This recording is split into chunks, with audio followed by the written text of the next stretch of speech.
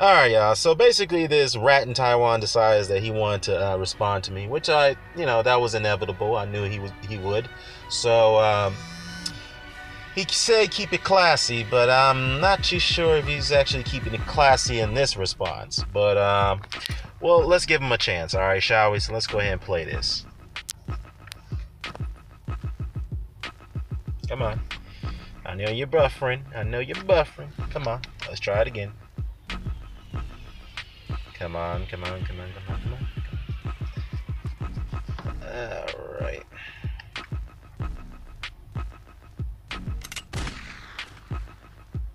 All right, y'all. Let's bear with me here for a second. It's funny you got the Ron Burgundy icon here. I don't understand that, but here it is. Okay, let me just go to the beginning. There's a lot of things that are not factual, but you're grouping all kinds of people together under one umbrella. He says things are not factual, and this guy tells the most falsehoods that I've ever seen. Believe me, and I will prove that to you in this video response. All under this double standard that you're trying to push between Lomachenko and Ward. Yep. As if there's really any comparison between the two. There is. One guy was a unified champion, right? Who had won multiple fights and then went into retirement and then came back wanting to make a big impact after being out of the game for 2 years and losing a lot of that. Well, yeah. Well, first of all, you're wrong. You got that incorrect. Andre Ward was never retired the first time. He was on a two-year layoff due to a legal dispute. Okay, so there's a difference between being out for 2 years due to a legal dispute and being retired. If you're being retired, that means you're officially removed from the rankings. Andre Ward was not removed from the rankings at the time. Obviously, yes, some would dispute why he was kept in there while being inactive for such a long period of time. Yeah, that's one different argument. But the fact is that he was still ranked. He was still an active fighter in that regard. So he did not retire the first time. So get it right. Let's continue.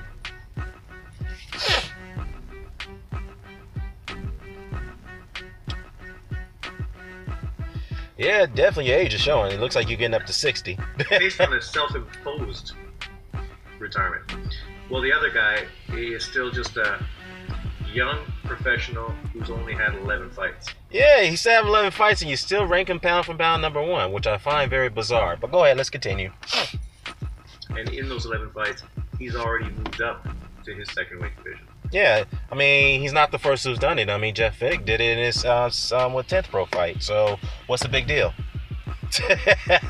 What's the big deal? You make it seem like that's inevitable. That's unseen for fighters to move up very quickly from one weight class to another. I mean, damn. I mean, Evander Holyfield did it in his 17th pro fight as a cruiserweight and went up to heavyweight. So Jeff Fennick did the same thing in his 10th pro fight, went up to super bantamweight when he fought at bantamweight. So it's not a big deal. But at the same time, what all fighters did was remarkable. Win titles against Hall of Famers and pound for pound fighters and champions at a faster pace. That's great that both Evander Holyfield and Jeff Fennick done it. Lomachenko, yeah, he's got a pound for pound fighter on his resume, getting Reagan down. Congrats. He's beaten a lot of world champions. He's had multiple title defenses. That's great what he's doing. But it's not the first time he's done it. So, yeah. But then again, ranking him pound for pound number one, he's got to do more work. And you seem to have a problem with people making that assessment. So let's continue. Which Ward didn't do until coming back out of his retirement, which was a natural progression because he was just bigger after being out of the First of all, he was not in retirement. Get it right. game for that period of time. He was just naturally bigger. That's why he never came in at 168 again since coming out of retirement. People won't talk about that. They will act like he was forced out of 168. No, we didn't say he was forced out of 168. Well, what we did tell you is that he was persuaded, or you could say forcibly persuaded, to take the fight against Sergey Kovalev. And believe me, you know that better than anyone else. Okay, but let's get to that. He was forced to go to 175. This is very similar to a lot of the stuff people are saying now about Rico. He was forced to go to 130. No, that's totally so what it. Well, here's the thing. Every man makes a choice if they want a big fight or not, okay? It's their decision to accept the terms. I get what you're saying on that argument. But it is fair to say that Lomachenko and his team were playing hardball in that situation. They said 130 or no fight. Plain and simple. And Rigondeaux take the fight. And I applaud him for that because, hey, many small guys go up and they challenge themselves, moving up two or three different weight classes, okay? It has been done historically, okay? So you neglect to mention that they didn't want that fight at 130 or no fight at all. But at the same time, they did agree to a rehydration clause after the weigh-in, so that way things could seem a bit there for Rigondeaux, okay? But as I did expect Lomachenko to win that fight. However, I didn't think it was going to be at this nature that it was. So I thought it'd be a competitive fight. But, hey, things happen in certain ways. This is boxing, Anything can happen. So let's continue here. This is a guy and a fan base who have been talking about this guy being a pound for pound top fighter for fucking 4 years. He was. Maybe even a little longer. He is. Than 4 years. Okay, he is, because Andre Ward cleaned out his division at 168. He did that. Like it or not, he did do that. Okay, yes, he did fight Lucien Boutte. But since you want to bring up that argument, it's also fair to say that Vladimir Klitschko didn't fight Deontay Wilder. He didn't fight Joseph Parker. He didn't fight who else? Shannon Briggs, who's coming up within the ranks. Back in the ranks, I should say. So, yeah. So you can't say that, well, Andre Ward didn't fight Lucien Boutte, so he didn't clean out his division. Okay, well, it's also fair to say that Vladimir Klitschko didn't clean out his division because he didn't fight those young gun heavyweights. So, yeah, he did that. He had a unified championship. He was a lineal champion. He beat four champions in that division. He beat a pound-for-pound fighter in there, Carl Froch and Miguel Kessler, two of those guys. So, and then he beat Chad Dawson, another pound-for-pound fighter who was also a lineal champion light heavyweight. He did that. Lomachenko hasn't come near close to that yet. Okay, he is approaching it. I will say that. He is approaching it. But he hasn't cleaned out his division. He didn't clean out 126. He didn't clean out 130. Obviously he hasn't done that yet. So how could you get upset that we have Andre Ward rated pound for pound for that long stretches of time? He earned it. He did it in a way that nobody thought he would do it. So you make it seem like that we're not being rational to rank Andre Ward pound for pound, which you refuse to do on many occasions because you don't like the guy. But obviously it's for tribal reasons that you don't like him, because we all know you're a racist prick, which which is evident. So it is what it is. Let's continue. Right. Longer than Lomachenko's been a pro, they've been talking about Rigo as a pound for pound top fighter. When Lomachenko came into the game and had hardly had any fights, the first name people were bandying about that he needed to fight was this fighter, Rigo. Yeah. Very reminiscent to the Golovkin haters who said that, well, he had to fight Lara and Ward. These two guys. Why not? Why not? Challenge yourself. What's wrong with a fighter challenging yourself? That's what you want as a fan, right? You do want the best fights, as you say that you want, and you get upset that people complain about the best fights happening, but yet here you are complaining about the fights you did not want to happen. So how does that work? So you're saying that it's wrong as a fan to ask for the best fights possible to be made? That's all we ask from Golovkin. If Golovkin claims to be the monster that he was, then why not challenge himself against a guy like Lara? Why not challenge himself against a guy like Andre Ward? Of course you didn't want that fight because you had self-doubt about Golovkin's ability to beat those guys. Now, it was proven in the Kell Brook fight because he's a limited fighter to some degree. Is Golovkin still a tremendous fighter? Absolutely. But he definitely has some deficiencies, which they were exploited against Kell Brook, which were further exploited against Canelo Alvarez. I mean, not Canelo Alvarez, I'm sorry. Danny Jacobs, which many people like myself, some people felt that he lost that fight, and was further exploited against Canelo Alvarez. So, or more so, I should say. So, I don't understand why you being a hypocrite here. All we're asking for is the best fights to happen, yet you're upset about that. This is unbelievable, man. Coming from a guy who complains a lot about people not appreciating best fights. Get the fuck out of here. Let's continue. It's not enough that he could fight this guy, that guy, or that guy. He had to fight those two guys. Why not? Again, it's always kind of ironic that these guys who claim and shout and scream certain things always are the ones who are looking for one particular fighter to pick on a guy that they're sort of hoping will be exposed. Really? Didn't you do that with Canelo Alvarez and Golovkin? I mean, because you were adamant to get that fight done, right? Yeah, you could say that, be patient at the time. You know, Canelo's going to make that fight happen, such and such, this, that, and third. But I know you were berating Canelo to take the Golovkin fight. You were. So, how's that different from you berating Canelo to do the same for Golovkin as we were, or you say we because you lumped me in with the collective? That's fine. I got no problem with that. But how's that different from us asking for this particular fighter fight this particular fighter? It's natural. It's not uncommon because this is boxing. We want the best to fight the best. We want to see the best competition as much as possible. As you had berated Floyd to do for many years, to fight the best competition.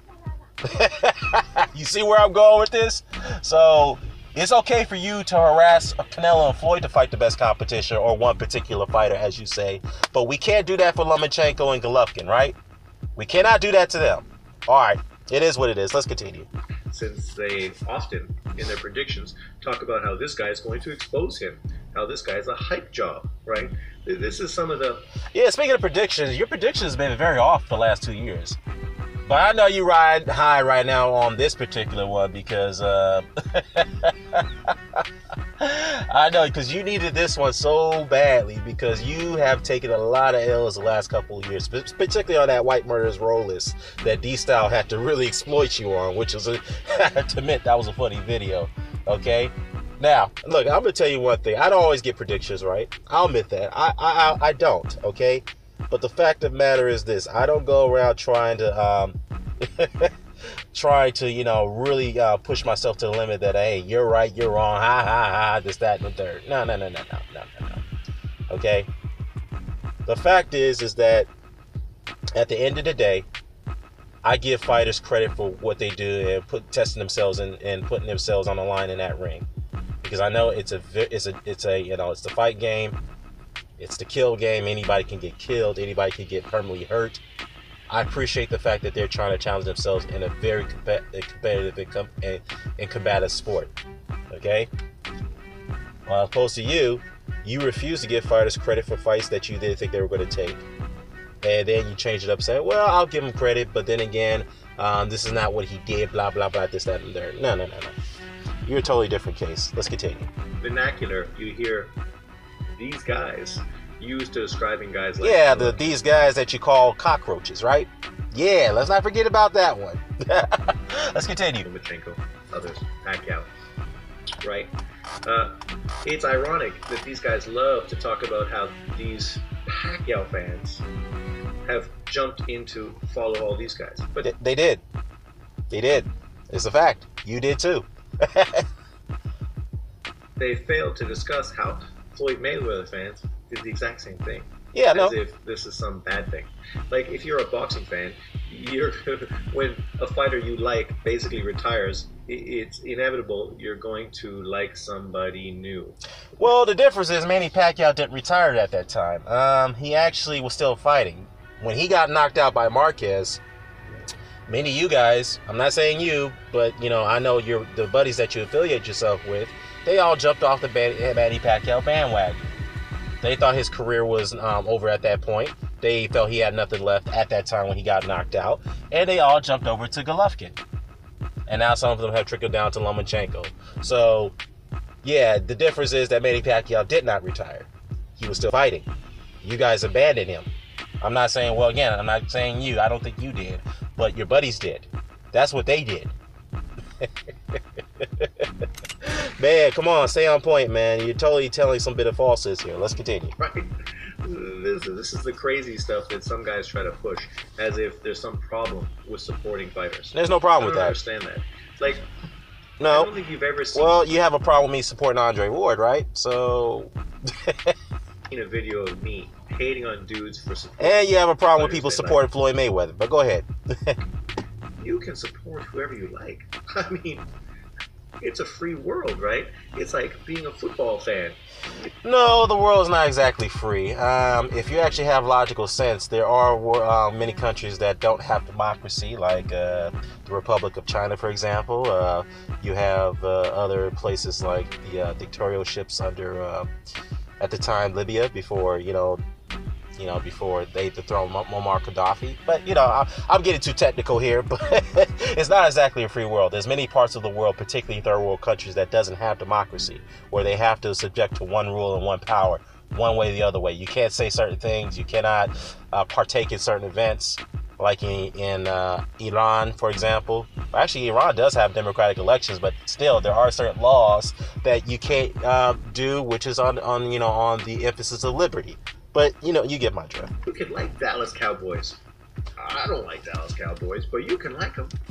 You can like fucking the Cleveland Cavaliers. You can like them. Yeah. I don't like them, but you can.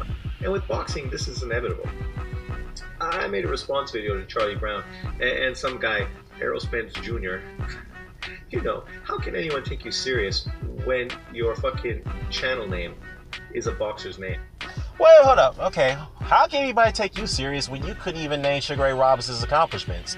You couldn't even name one guy that he fought. The one guy that would come to mind is Jake LaMotta. You couldn't even name that when we had that debate with me and you and your... Well, you say a discussion. Me, you, and, of course, the boxing librarian, right? You couldn't even do that. You couldn't name one guy that Ezra Charles fought, as you said you did study his resume. You did say that you knew who he fought. You couldn't name it on the Hangout. So how can anybody take you seriously if you couldn't even identify Sugar Ray Robinson's opponents at that time? How can anybody take you seriously when you made a dumbass comment when you said Muhammad Ali, when he was an amateur and as an Olympian, he got a major backing from the United States? At that time. Man, get the fuck out of here, okay? If somebody wants to put up an avatar as Errol Spence Jr., that's their prerogative. Let them do that. If someone wants to put up an avatar as Andre Ward, let them do that. That's their prerogative. There's nothing too serious about that. But then again, you take it to heart. So don't tell anybody that how can anybody take you seriously, given the fact that you don't even know the basic principles when it comes to the sport or the basic history of it. Okay? Let's continue. Unless this is really Errol Spence Jr., which I know it isn't. That'd be like me calling myself Vasily Lomachenko. Like, how much more fanboyish can you be than fucking doing something like that? Well, you are a fanboy. You are too. It just chalks it up that you're young, and that's fine. Based on that name, I just know that you're a kid.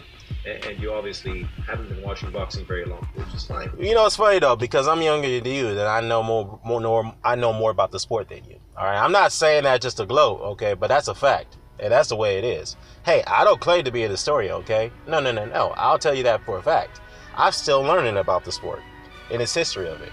I'm learning every day. So I think that's a bit condescending for you to go after this guy, or you call him a kid based off his avatar, because he calls himself Errol Spence Jr., okay? But hey, it's your prerogative. It is what it is. I mean, I'm not going to insult you because you just did. Everybody starts watching sports or boxing when they start watching. And there's nothing wrong with being a fan of a particular fighter. We've all been fans of particular fighters. So that's why, for me, dudes that are big Errol Spence Jr. fans and talk about him being the best guy at 147, even though he's only beat one top 10 147-pound fighter. When they talk about him being the best, yet he hasn't fought anybody. Well, let me get this straight. So when Vasily Lomachenko beat Gary Russell Jr., right? Okay, he beat him, and before that, he was coming off a loss against Orlando Salido. He got another title shot after that, right? Then after that, he took on some fringe contenders, some guys that you never heard of from Thailand. He beat those guys away. He did knock them out, I believe. I think he knocked out one of them, right? And then he beat. Then after that, after those defenses at featherweight, he moved up and took on Rocky Martinez, who was totally shot. Okay, when he beat Rocky Martinez and he made history by becoming a 2-division champion in less than 5 pro fights. Didn't you at that time automatically give him pound for pound #1 status? Did you do that? Really? After him beating 2 world champions, well, Gary Russell Jr., who became a future world champion, and some guys from Thailand that you never heard of, right? Did you give him pound for pound #1 status after he beat Martinez? Or did you do it after the Walters fight? Because I think that's kind of strange for you to give him that pound for pound ranking #1 after only after 8 pro fights. He beat 3 world champions, guys who are not considered the best of their divisions. I find that kind of strange. But yet you attack people for ranking Errol Spence pound for pound #1 for beating one fighter at 147 who was coming off a loss. I mean, shit. Again, Lomachenko was coming off a loss. He got a title shot. He beat a guy who wasn't even proven yet for a vacant title, Gary Russell Jr., who, by the way, some people say is not quite proven because he beat it all over the hill, totally shot Johnny Gonzalez to get a world title. And look at what Gary Russell Jr. is doing so far. He's not really fighting nobody yet with that title. So it is what it is. Let's continue. Really yet, except one fighter coming off of a stoppage loss. Right? Remember all the hate Pacquiao fans got because their fighter fought guys coming off of losses. Yeah. Right? But yet, Errol Spence, he deserves to be put on the pound for pound top 10 list based on doing the same thing. Well, it's debatable. I mean, I don't think I have Errol Spence in my top 10, but I have to revisit it. If you want to go by eye test, I can see it. Well, furthermore, I have to say one thing. Vasyl Lomachenko got a title shot against a guy who was coming off a draw against Orlando Salido. He did lose a fight, yes, but he didn't win that fight either. So I guess having a draw is better than having a loss on your record. I get that. But the fact is he didn't win that fight either. He got a title shot against him. And the fact, again, this guy was totally shot. So based off that win, you give Lomachenko pound for pound #1. After that win. Okay, whatever. Errol Spence being pound for pound top 10. Sure. I could easily see him being ranked over a bunch of guys. No problem with that. But if you want to be consistent, then you shouldn't really have him on the list. If some dudes like Charlie Brown don't even have Lomachenko on the pound for pound top 10 that's list, his problem. right? Okay, first of all, Charlie Brown can put whoever he wants to put on his pound for pound list. Like you said, and like many others said, and like I've said, pound for pound is very subjective. Okay, you can rank whoever you want to rank. That's up to you. Okay, so don't attack Charlie Brown just because he doesn't have Lomachenko on his pound for pound list. Okay, you could question it. You could ask him why. You could have a debate with him about it. In fact, he's called you out for a debate. Why don't you go on this channel and talk to him about it? Like a man. Keep it classy, right? Let's continue. Canelo or Golovkin, right? You want people to take you serious, yet three of these guys that every fucking pound for pound list in the world has on the list. It's funny though. Let's take you seriously because I actually challenged you on this question on Low Places Hangout a few weeks ago, right? Since you said that this is a done for me, what you have done for me lately type of scenario, why you have these guys ranked on your list, this, that, and the third. Okay, fair enough. When I asked you about Gamero Rigondeaux when he beat Nito Donaire, who was rated the #3 pound for pound fighter in the world, right at that time, right? Rigondeaux was the underdog, a significant underdog going into that fight, right?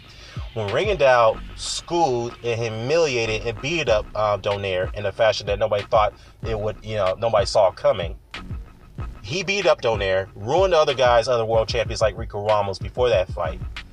Shouldn't have Rigondeaux been rated pound for pound #1 because you can say, well, Manny Pacquiao had a better resume, Floyd Mayweather had a better resume, such. That's fine. But then again, your argument is that what you've done for me lately type of situation. Rigondeaux was more active than those guys. Pacquiao struggled in his third fight against Marquez. Some people felt that he lost that fight.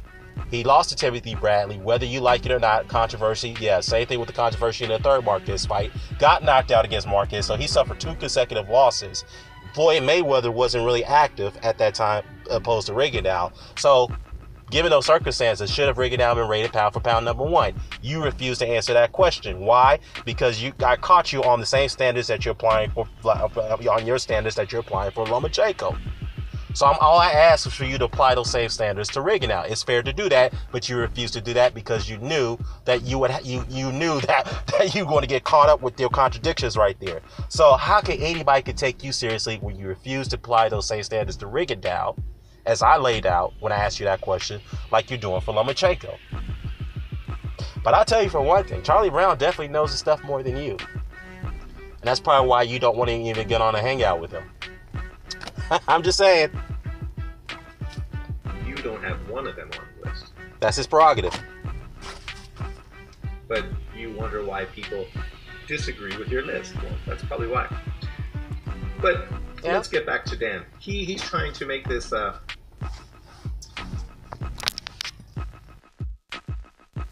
And by the way, I forgot to mention, since you did refer to the resume argument of why you didn't want, you refused to give Rigondeaux at the time, if the pound for pound #1 ranking, because of the resume argument. Well, Andre Ward has a much better resume than Vasyl Lomachenko, and yet you still have him rated higher than and you still have him rated higher than those, than Andre Ward, Vasyl Lomachenko, and Terrence Crawford. By the way, I forgot to mention. Okay, so you cannot use two different arguments. Okay, just to prove your point. I mean, it just doesn't make any sense. But let's continue.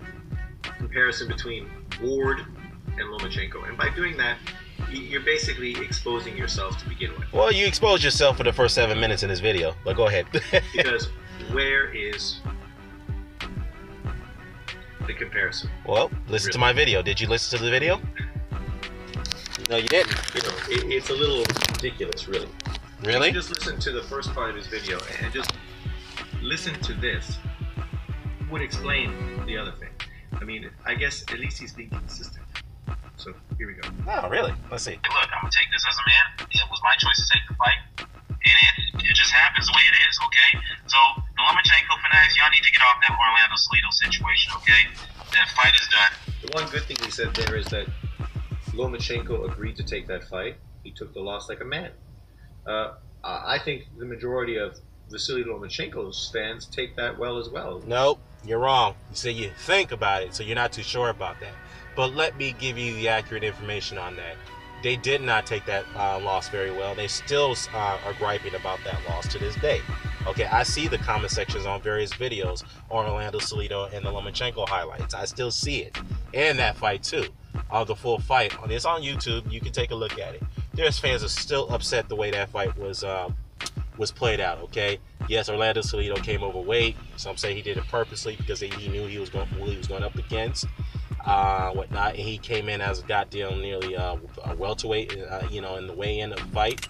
So, whatever. And the low blow controversies, I get that. But the fact is that they will not give Orlando Salido credit for that win. I mean, that's the prerogative. They don't have to. But the fact of the argument is that the real argument is that people want, the Lomachenko fanatics, want that Orlando Salido fight to be voided. What I mean by voided is that, you know what, let's pretend it didn't happen. Because our fighter didn't get the win. Okay? He didn't get the win.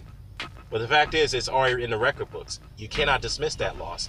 But at the same time, many great fighters take losses, they rebound, and they rejuvenate their careers. I applaud Lomachenko for doing that. I applaud Manny Pacquiao for doing that. I applaud, Jorge Linares for doing that to an extent, So, again, the whole point of this argument is that you and others want to pretend that Salido fight didn't happen, that loss doesn't matter. Well, again, it's in the record books. Salido gets credit for that win in the story. You cannot negate that. All right, that rematch was long overdue, and we'll get to that in a second. They realized this was the second fight of his career, and we've moved past that. The people who really discuss that all the time are generally the Lomachenko haters. Who consistently talk about how he was already beat. He's already has a loss. Exactly. How can he be great if he's already has a loss? Well, the whole problem is that you have him pound for pound #1. He's early in his career. He's got 11 losses, and yet Terrence Crawford is undefeated. Terrence Crawford beat Gamboa, who was a pound for pound fighter at the time. And credit to Lomachenko, he has Rigondeaux on his list now, but at that time he didn't have anyone on his list. He didn't beat any unified champions at that time, and Terrence Crawford had cleaned out his division. He's a two-time lineal champion. He's won more titles than Lomachenko, and yet he was the undisputed champion of the world. Something we haven't seen more than a decade. The last guy was O'Neal Bell, yes. But as far as the other titles are concerned, the 4 major titles with Jermaine Taylor, 2005. I get that, okay? So, yet you still don't have Crawford rated higher than Lomachenko. In fact, Charlie Brown wants to take you up on that debate offer, so why don't you go on his channel and talk to him about it? But anyways, let's continue. As if every single great fighter in history didn't get beat at some point of their career. I've already covered that. This shows you that Floyd Mayweather, Flomo mentality that many of these fans have. Oh, you call me a Flomo? I mean, damn, I'm nowhere near a Floyd fan. You know that better than anyone else. I'm not a Floyd fan, okay? I can't stand the dude, but at the same time, I respect what he did in the ring. I respect what he did in his career. He did have a good career. I have to admit that. Whether you like it or not, he did have a great career, okay? I know you may admit that later in this video, I believe, but we'll see. The same ones who are Lomachenko haters, right? They think this 50-0 thing really means something. But then throw out a name like... I don't read too much into that. Why are you lumping me into that collective, as you were calling? I said that 50-0 record doesn't really mean much either. Is it a credible thing that you went undefeated as a pro? Absolutely. But there have been many fighters that retired undefeated.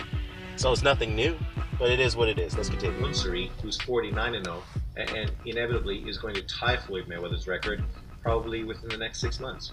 They don't even know who that guy is. I know who he is. His record is almost identical as far as numbers, right? Which show you it doesn't mean anything.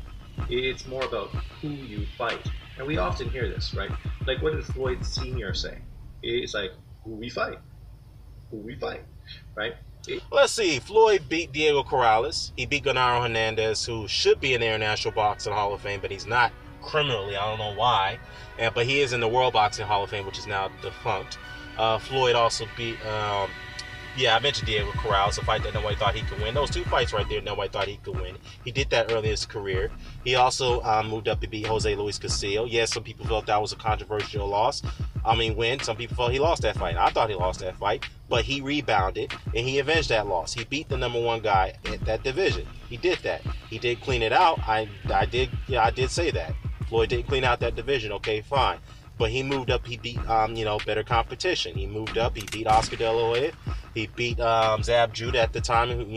Zab Judah was, at the time was the undisputed the undisputed welterweight champion of the world. I mean, he didn't go into that fight, but he was a former undisputed champion of the world. Okay, he's beaten, again, De La Hoya, Hatton, which means people felt he was going to lose that fight against Ricky Hatton, undefeated Ricky Hatton. Manuel Marquez, I know he dragged him up in weight. Yes, I get that. But Marquez was a rated number 2 pound-for-pound fighter in the world. Okay? Plain and simple. He was rated number 2 pound-for-pound fighter of the world. Beat Shane Mosley, who was the lineal champion. All right? Beat collected the Alpha title for Victor Ortiz. We already know Floyd's record. We already know his record. But the fact is that the man had some great wins on his record, and you cannot take that away from him. Okay? So let's continue. It's ironic that the same people who consistently say that and quote uncle and dad, when they're talking about fighters they like, they sort of fail to pay attention to that whole fucking statement, right? But let's let Dan go because I don't want to be rude and interrupt. Go, Dan. Go, Shawn. Clearly beat the man, and that was it. Low blow. I don't know if it was clearly beat, Dan. Yeah, he clearly beat him. He did. Because, first of all, I had Salido win that fight 8 rounds to 4. All right? And, yeah, some people on the scorecards, the judges saw it differently. They saw it was a close fight. They gave it a split decision. But, to me, he clearly won that fight by 8 rounds to 4, in my opinion. He did. Okay? So, let's continue. There was more than one occasion where Salido could have lost points. Yeah, he did. He could have. He lost no points. Yeah, he didn't lose no points. Throughout the whole fight, he didn't get deducted any points for low blows. And he probably should have at least lost one. Yeah, I agree. Lomachenko lost that fight by split decision. Yeah. So, say that as you may. I saw people say how Salido kicked his ass. But in the 12th round, who was running and holding and trying to survive? Well, yeah. I mean, Salido was battering Lomachenko with them body shots. Aside from the low blows, he was battering him badly. He was slowing him down. Lomachenko was gasping for air. Lomachenko was pretty much almost trying to get away from Salido because he had a difficult time dealing with his pressure style. Okay? So, yes, Lomachenko had some rounds too by trying to outbox the guy and give him some awkward angles, but Salido, knowing that he was going to have a difficult time dealing with that himself, was, knowing that he was going to take some shots in the process, decided to, I'm going to absorb this guy's shots. Let me test my chin out. He's not really, I'm not really bothered by that, so I'm going to keep coming forward, and that's exactly what happened. He put relentless pressure on Lomachenko, and Lomachenko got very worried in that fight. So, at the same time, Lomachenko kept his composure a bit as well, plotting him as well. But I wouldn't say that he was, he was dominating Salido in that fight as you make it out to be that he was. So let's continue. Salido. Lomachenko was fucking this close to fucking stopping him in the 12th. Yeah, but he didn't stop him. Yeah. He didn't stop him. Salido kicked his ass. And now Dan says he won. And like he did. He said it. I didn't say it. Yeah, he won. He won 8 rounds to 4 in my card. Would tell you. But yeah, it is a split decision. It is what it is. But the fact is that Salido won that fight. And Larry Merchant actually scored at 115-113 for Salido. In fact, he gave Salido that 11th round. So, with that said, not Larry Merchant, I'm sorry, Harold Letterman. Even though I don't agree with Harold Letterman on his cards on some occasions, but he was spot on this particular one. Lomachenko was down going into that 12th round. He needed a knockout to win that fight. He knew that, and that's why he was very, urgent to press the action against Salido. So Lomachenko's corner knew what was going on, and so did Harold Letterman. They knew that. They knew what they were seeing. So yeah, let's continue. That there is a 100% chance that dude should have fucking had a point taken away from him. Well, it didn't happen, so deal with it. Right. See, yeah, basically, you still can't get over that loss. You still can't get over it because you still point this out. But it is what it is, man. Yes, point should have been taken away from Salido. I get that. I agree. But it didn't happen. We got to move on. And then clearly you haven't really moved on from that, as you claim that you have. But let's continue. But he had none taken. None. Right? So, let's be fair. The fight was pretty close. And this was the first champion that Lomachenko was stepping in to fight in the second fight. Yeah, the champion that him and his team thought that was damaged goods because he's been through wars, he's been knocked out. They thought the man was severely slowed down and tired, so that's the reason why they took that fight. And he was, they thought he was outskilled and outgunned. Yeah, in some ways he was, but they didn't bank on the fact that he was going to rehydrate to the weight that he did going into the fight. But they felt that still that didn't matter to him. They thought they had the superiority of skills and and ability. But they didn't count on the fact that Salido was going to be able to take the shots the way he did, and they didn't count on the fact that he was going to relentlessly pressure Lomachenko the way that he did. So that was a calculated error on their end. And to be fair, they did regroup from that. They've been very selective as of late on who they want to fight, taking on guys coming off long layoffs or guys coming off losses. Dragging guys up the weight. So, they've been very strategic as of late after that Salido fight. You see the pattern? He lost. So we've moved on. And we saw him do great things since then. So yeah, he's done good I don't things. think the majority of Lomachenko fans are too worried about the Salido loss. Yeah, they are. We're not the ones who were worried about a rematch. Because we knew it was fucking a fight that was easy work. Well, you can't say that because the rematch hasn't happened. But to be fair, given that we would say that Lomachenko will win that rematch if it were to happen now, given that Orlando Salido got a knockout loss over Miguel Ramon. But then again, never say never. Salido's still a tough guy. He's still a tough fighter, and he has no quit in him. So anything can happen. So the question is now, the point is that the rematch, the enthusiasm of getting that rematch has really had died down after Salido had taken that loss. So, yeah, let's continue. At this point, Salido was no contest, and we didn't need to see that fight. We were looking for a bigger and better fight. Yeah, you don't need that fight, but yet Salido did beat your guy. And as I recall, you were, when people were calling for the rematch, you were downgrading Salido, you were downplaying it, you were saying he was this, that, and that, he was a bum. But yet, Lomachenko lost to that bum. So by saying that, you're discrediting Lomachenko because he couldn't beat the bum. It was mostly the haters that were pushing for that rematch, that he needed to fight that fight. Why not? Right? Which, in a sense, it's fine. You beat him, you beat the man who beat you, and you move on. But many guys in the history of boxing got beat by guys. Hold on for a second, Shawn. As you were saying, went on to revenge those fights. So it wouldn't be the first time that happened. And at this point, most knowledgeable boxing fans do realize that well, you're definitely not a knowledgeable boxing fan. That's been proven on many occasions. But go ahead. The same way Lomachenko easily took care of Rocky Martinez, a guy who was shot, beat and drew with Salido, is most likely what would have happened with Salido. Well, but it didn't happen. Let's continue. And we just saw Salido get his ass beat last week, right, by a guy who is definitely not at Lomachenko's level. So, you know, people can still fall into this and use this as a way to discredit Lomachenko because he does have a loss. And that's really more to the point.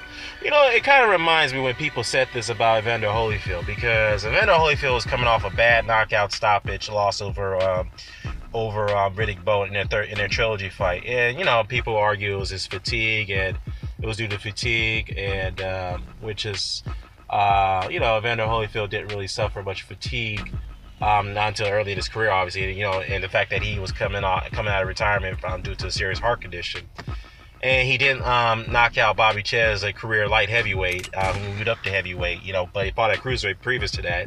So people thought that Tyson was going to blow through this guy with ease, and people accused Tyson for cherry picking because he was supposed to fight Lennox Lewis, you know, to defend his WBC title along with the WBA title against Lennox Lewis, and Tyson elected not to do so, so he vacated and ducked Lewis to fight Holyfield, which many people thought was damaged goods. And we saw the end result of that fight, right? Where you claim that you knew that Holyfield was going to beat Tyson, which is bullshit. I don't believe that for a second, because many people that I have met and that I know did not see that coming. No one believed that Holyfield could win that fight. Not one person I came across believed that for a fact. Neither did I. Okay? So, but again, I digress. But the fact is that we see many fighters who's come off bad knockout losses and go into fights as we thought or we would believe would be easy pickings for them to lose, but it turned out to be that way.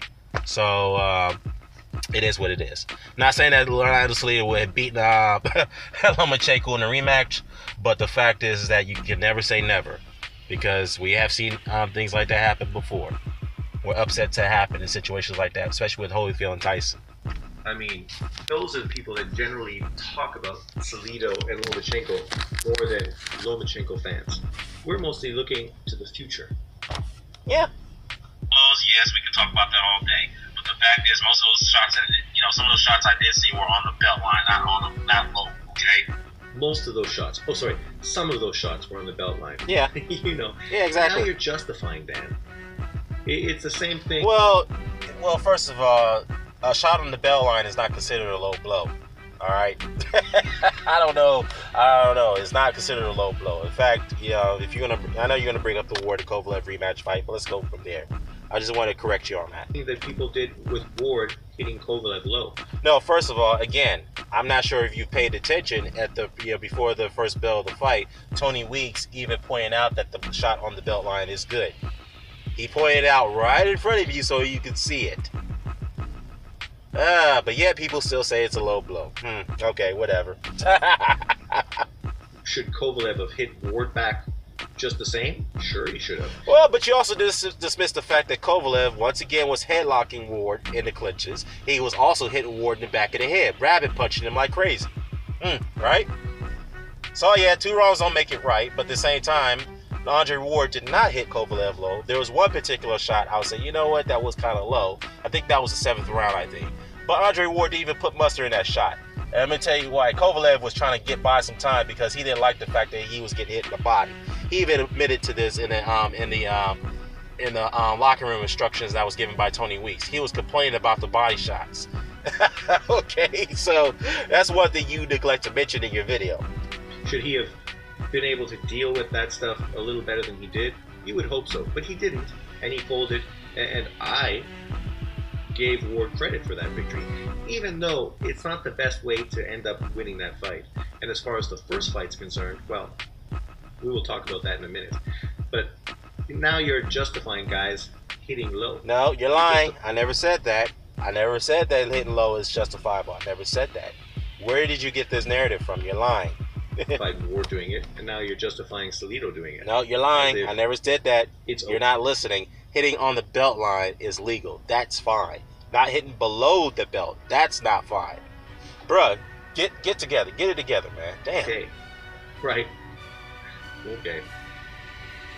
So, let's leave it to that. Now, anyways, the thing about this is about this whole Lomachenko thing, because I see some guys now are harassing other guys for picking Guillermo Regadan for beating Lomachenko. Okay, and here's the thing: the guys who really don't like Lomachenko to some degree actually gave Lomachenko credit for that win against Regadan. The same guys that picked Regadan to beat him, right?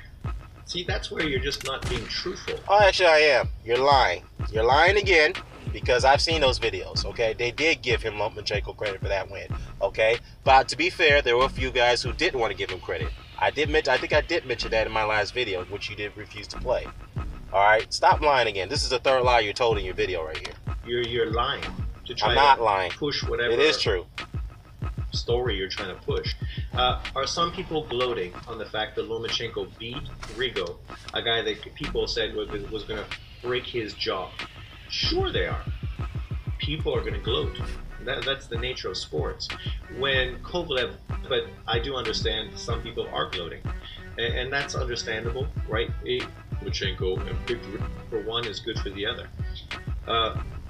As far as these guys who picked against Lomachenko and picked Rigo, and how they all are giving Lomachenko credit for it. No, that's not true. It did. There's multiple videos. Yeah, they did. DCB did give him credit. Who else? I gave him credit. Boxing Beats Rise gave him credit. And who else? 78 gave him credit. So, and who else gave him credit?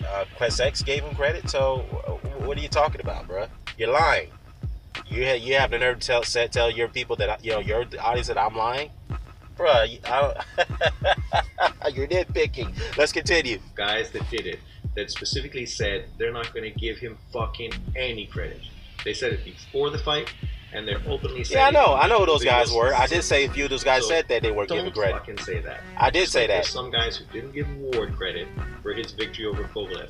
There's also guys right now that aren't giving Lomachenko credit for Rigo. Tons of guys coming up with huge fucking excuses.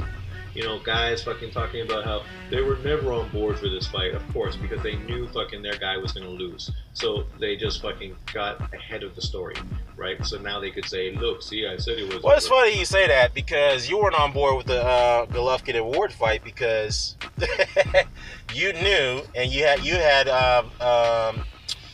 had some thoughts in your head thinking that Andre Ward was going to exploit Golovkin. And of course, we see that Kell Brook did it at a welterweight. You knew that Ward was going to pick Golovkin apart so badly. You didn't want him to destroy the so-called monster as we thought he would be, right? I didn't think he was a monster. You guys thought he was, right? And you really didn't like this Lomachenko-Rigondeaux fight because you were afraid that Rigondeaux perhaps could ruin Lomachenko just like he did Donaire. And you've been at Rigondeaux ever since that Donaire fight. You have. So you were afraid history was going to repeat itself. Now you're going to go back and say that I knew this was going to happen, which is bullshit. You didn't know this was going to happen. You thought this was going to be a tough fight for Lomachenko. You thought that he was going to get ruined, but apparently that didn't happen. All right. So let's continue. Imagine it should never have happened. But yet, who asked for that fight? Rigo asked for that fight. Yeah, exactly. Rigo fans asked for that fight. Yeah, exactly. You don't see Lomachenko fans who are asking for that fight. Of course not. Right? Of course not, because you guys thought that Rigondeaux could ruin him like he did Donaire. We're the ones fucking making video after video and commenting about how Rigo was ducking fucking Lomachenko. No. That was Rigo fans talking about how Lomachenko was ducking Rigo, right? And even now, they come out blatantly and lie, saying that he ducked him at 122, somebody said. Even though the fight was never supposed to happen at 122, Lomachenko was a 126 fight. Yeah, it's supposed to be 126 for the catch weight. Yeah, I know that. Initially, I know that. 124 with a rehydration clause. Yep. And I remember that the rehydration clause was very similar to this one they just had now. Maybe it was a few pound discrepancy, but I knew it was still the upper ends of 130. If I'm wrong, you can leave it in the comments below. Well, you're definitely wrong on a lot of things. But you're going to be further wrong in this video. So some things I forget. But nonetheless. Yeah, you do. The point is, you're always going to have an amount of gloating from this kind of big topic.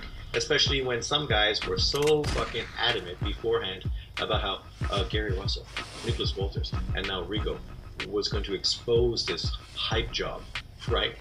That's what people said. Really? How Rigo was going to break his. I didn't recall anybody saying that about that when the Gary Russell fight happened. Who said that? I didn't recall. What are you talking about?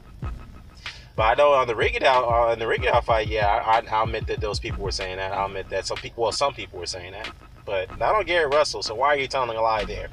Let's continue. Face, right? That's what people said. Multiple people, right? Talking about how he was so great and Lomachenko was nothing, right? These guys didn't take into the fact the whole size thing. For them, it didn't matter. Which, okay, I understand. Many small guys have moved up in weight and had big victories. So it is what it is. If Lomachenko was truly a hype job, then Rigo potentially could have easily beat him based on his skill set. The skill set that, exposed Donaire, right? But it is what it is. But let's continue. They gave full credit. But the other guys who preyed on that Lomachenko victory are still harassing him, are calling him out, trying to, flame him up, as you want to call it, for that Rigondeaux victory, right? These are the same people who didn't want to give Andre Ward no credit at all when he signed up to fight Sergey Kovalev. Okay? Yeah, these are... See, it's kind of ridiculous that you accuse me of making blanket statements, yet you always do that. I didn't say you in that video, okay? Let's get that straight. Well, but I did say, you initially. I can only comment for myself. Exactly. Oh, what happened? Let's go back.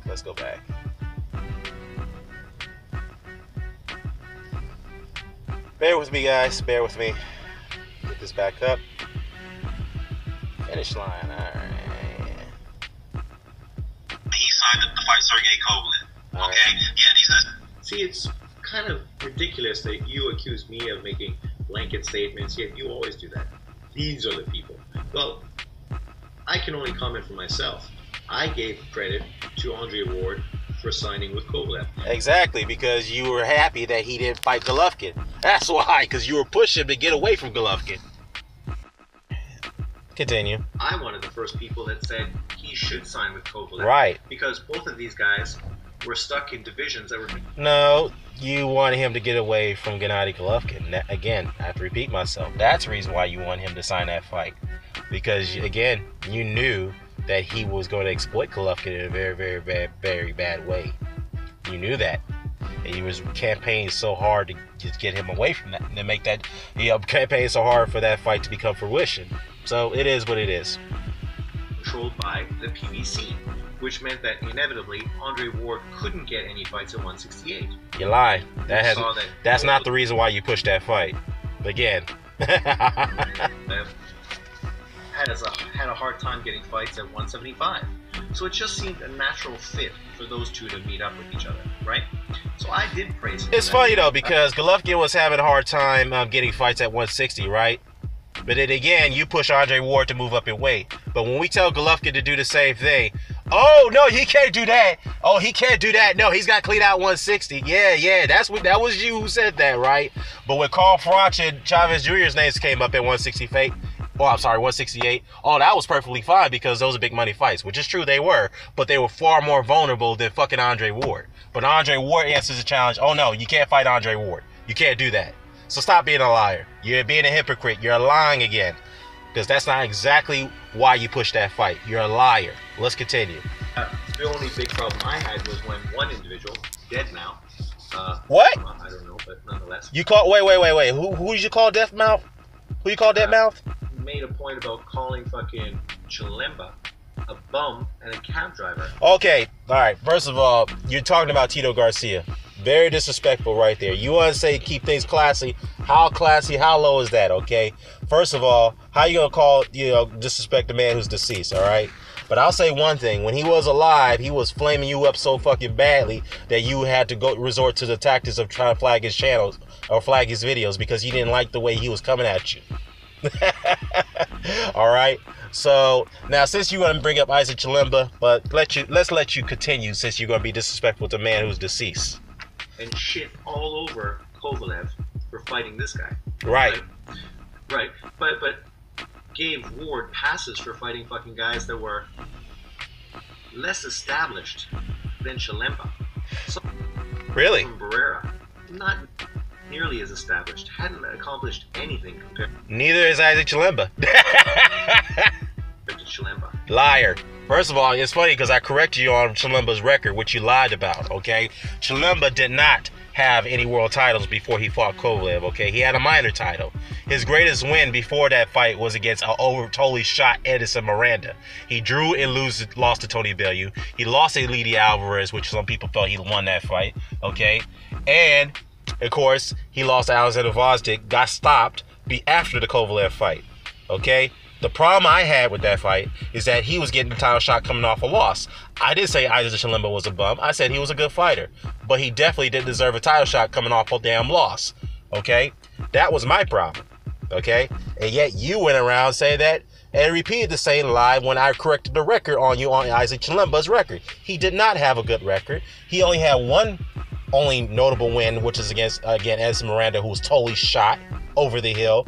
So you say that Silva Barrera, you say that Isaac Chilemba is better than Silva Barrera. I mean, Silva Barrera knocked out the guy that you thought and many others thought was going to beat. It was Vashkov Sabransky. Now I see it conveniently. I see that's conveniently now that you and others have abandoned Sabransky after he took that bad knockout loss to Barrera, right? Barrera beat Joe Smith Jr., the same guy that ended Bernard Hopkins' career, right? That previously knocked out Andrew Favar, which nobody thought that was coming, right? So. Yet you say that Isaac Chilemba is better than Sullivan Barrera. Sullivan Barrera got better wins than fucking Isaac Chilemba. But you know what? Before the Andre Ward fight that Sullivan Barrera ultimately lost, he beat Jeff Lacey. Yeah, Jeff Lacey was way over the hill and totally shot too. I know that. After the Joe Kawasaki fight, we know that. But let's compare the two. Is a Joe Lacey win better than beating Edison Miranda? You damn right it is. You damn right. If you dispute that, then you definitely don't know what the fuck you're talking about. Let's continue. Fucking Brand? Yeah. He was pulled up from 168. These guys want to talk about how Lomachenko pulls guys. Exactly. The problem is, here's the thing. I didn't give Ward credit for that win against Alexander Brand. I protested that fight. I did not like that fight at all. However, others who gave Ward a pass saw the bigger picture, right? The bigger picture is that Andre Ward signed a multi-fight deal, which include a Sergey Kovalev fight, which is the third fight on that deal, okay? So yes, I didn't like that fight. So many others didn't like that fight either. But the fact of the matter is, this was the bigger picture, is that the Sergey Kovalev fight was on the horizon, okay? Yes, the Kovalev fight, people didn't like that Chilemba fight either because Chilemba was getting the title shot coming off a loss. But I can only speak for me. But then again, yes, fighting Chilemba was better than fighting Brand. I get that.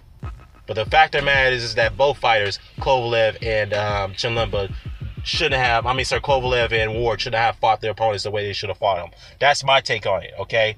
But then again, the guy who was further exposed in that fight was Sergey Kovalev. He looked terrible in that fight against Isaac Chilemba. Bad. I digress, though. 26, Mariaga, right? But Ward pulled Brand, who also was ranked in the 20s, just right. like Mariaga. Yeah, but Brand actually was coming off wins. Mariaga was coming off losses. That's the difference between the two. In fact, some people felt that Brand beat Badu Jack. All right, tough fight, 10 rounders, split decision. I know Badu Jack was a prospect, but he was a prospect that was heavily favored to win that fight, and he struggled against that guy. All right, but yeah, I mean, you can't give him credit for a loss, but still, though, I just wanted to point that out. Just like how you want to point out that Mariaga gave Nicholas Walters and Oscar Valdez tough fights. Same thing with Brand. He gave Badu Jack a tough fight, and yet he was coming into that fight with a win streak. Up from 168, and people found a way to not fucking give him a hard time on that. I did. This guy's shit all over Lomachenko for fighting Mariaga, who was a replacement for Salido, the guy that you were just talking about who beat Lomachenko, and they offered $720,000 to fight. He agreed, but he was injured and was unable to make that fight. Well, you're telling the half of the truth there. The fact of the matter is that Salido actually wanted to fight. He was willing to go forward with it. All he asked was the date to be pushed back so that way he could have enough time to recover from the injury and prepare. They weren't willing to do that because the fact they were trying to get this guy to fight on a 4-week notice. They were trying to get him when he was vulnerable so that way they could get this loss. They could erase the fact that this loss remains a black cloud over their fighter's career at this point, okay? So that's what they were trying to do. So Salido, smart enough, said, you know what? I'm not going to risk this injury. I know $725,000 is a lot of money, but I'm not going to risk the fact that I'm injured. I'm not fully 100%. So that's why he pulled out. I can't understand that why the Lomachenko's crew did not want to get this man at his best. I don't understand it. What I mean by his best, when he's fully ready for the fight. Okay? That's what I don't understand. But you neglect to mention that. But let's continue. Right? It is what it is. So they got Mariaga to step in. You know? So let's be fair. You know, there's always going to be some people who give no credit to people. I gave Floyd Mayweather credit for beating Manny Pacquiao. Yeah, really? I thought the fight should have happened years before. Really? Not after Pacquiao was knocked out cold by Marquez. I gave Ward credit the second time. I didn't give him credit the first time because he fought terrible. No, he didn't. He was exposed. No, he It didn't. was the worst fight of his career. No, it wasn't. He got dropped. He got fucking staggered by jabs. Kovalev did exactly what I thought he was going to do, and I thought won the fight. Well, you know what? It's funny about that because when you first did the post-fight vid, you said that Kovalev beat Ward pillar to post, which didn't happen. Okay? Let's tell the truth here. Let's be truthful here. Kovalev had success in the first 2 rounds, including knocking down Andre Ward. Okay, he did. He staggered Ward. He hurt him. He did sting him with a couple jabs. But Ward adjusted, took away Kovalev's best weapon, took away his steam from his punches, including the jab. He hit Kovalev to the body ferociously, okay, including those stiff jabs to the face, which busted Kovalev's nose, okay, it hurted him through the body. That's something you did neglect to mention. Kovalev, after the success of his first 2 rounds, couldn't do anything after that. He looked bad throughout the stretch of that fight. He did. He knew that because he even questioned himself after that. After the fight, say, hey. He even went to his corner and asked his manager, hey, did you think I won the fight? He self-guessed himself because he knew he was in trouble going in later into that fight. He admitted that he gassed out after the fact that he was taking those body shots. He was gunning for Ward to knock him out early, and he lost steam in his punches. He did. Okay? It's funny that you don't give Andre Ward no credit for his body attack against Sergey Kovalev, but yet you give Canelo Alvarez full credit for his body attack against Arislan de Lara. Yeah, talk about being a total hypocrite and a liar. That's not exactly what happened. Yes, Andre Ward didn't look the usual self he did, but he didn't look terrible either. Kovalev, however, didn't look the usual self, but he didn't look that terrible. However, if you want to compare the two, Kovalev looked a little bit worse than Andre Ward in that fight. He did. Okay? Yes, it's still a close fight, but he couldn't really do anything after that knockdown. Ward broke him down to the body. Broke him down, busted him up with the stiff jabs in the face and so forth. They tired him. That's exactly what he did.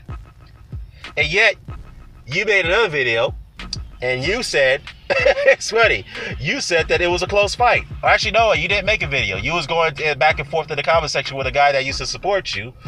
All right, you told him that, hey, it was a close fight. It could have gone either way, but I scored it for Kovalev. And then you got flamed up for that by him, and you got flamed up by Precise Presenter. He made a video blasting you for that, and yet you didn't make a video response towards him for saying that. I wonder why. And then all of a sudden now you're gonna go back to your initial belief that, oh, you know, Kovalev dominated the first fight. You know, I honestly believe you told the truth the second time around, because I think you went back and looked at that fight again. You said, you know what, that fight was a lot closer than I thought. It was a lot more close. And then when you got flamed up and you got harassed by your supporters for making that second assessment, you go back to your initial thoughts. Ah, man, that's pretty cowardly on your behalf, but let's continue. So I'm not going to give Ward credit in a fight I felt he fucking lost. You don't have to, but you got to give him credit for taking the fight, which you said you did, because he didn't fight Golovkin. But it is what it is. But by the way, you refused to give him credit for taking the rematch, which you thought he wasn't going to do. Instead, you said that, well, he is, he had to do it. He had to do it. I'm not going to give him credit for something he had to do. No. You said that he was not going to take the rematch, and he did, and you refused to recant from that, and now you're going to, and then that's what you pulled that bullshit. So, I'm not going to say any more thing about this because, dude, you all over the place in this video. But again, Charlie Brown is there. He's waiting for you to take up on his offer. So why don't you go take up on his offer and take the debate with him? That's all I got to say. I'm out.